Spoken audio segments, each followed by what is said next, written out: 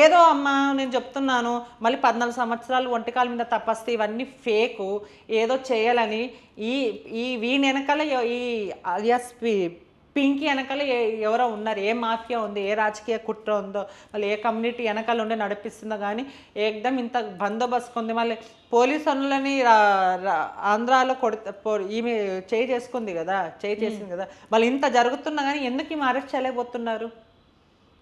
మంత్రాలు వస్తున్నాయని భయపడుతున్నారా, తంత్రాలు వస్తున్నాయని ఏమో చేసేస్తారా అని వాళ్ళ తల్లిదండ్రులు ఎవరైతే అమ్మాయి వాళ్ళు వద్దాం, ఇక్కడ మా పరువు పోతుంది తెలుసా, వీని వల్ల ఈ అఘోరిని వల్ల మా పరువు పోతుంది.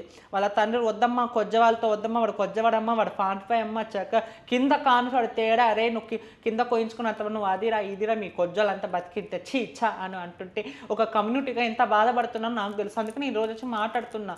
కమ్యూనిటీ ఇప్పుడు ఈమె ఉంది, ఒక కమ్యూనిటీ కింద లెక్క కదా.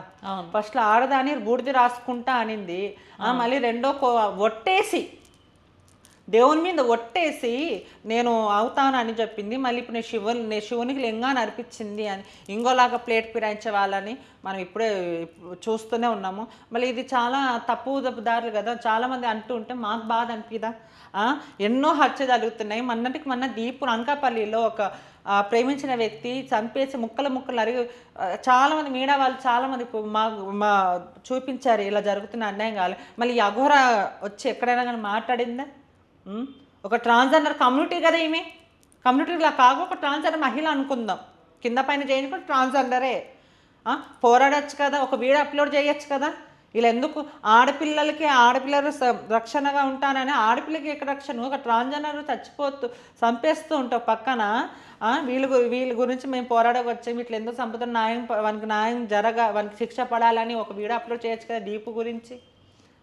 ఎంతసేపు సోషల్ మీడియాలో ఎదుట వాళ్ళు ఎక్కడ చచ్చిపోయినా కానీ వీళ్ళకి అవసరం లేదా? ఈ అఘోరికి ఇదేనా సనాతన ధర్మం? మీ గురు ఎవరో కానీ నాకు తెలియదు. ఫస్ట్ మీ గురుని పట్టుకొని తనాలి. నిజంగా ఎవడో అసలు ఉన్నాడో లేదో నాకు అర్థం కాలే. గురువు అయినా ఉన్న వ్యక్తి ఇదేనా నేర్పించేది?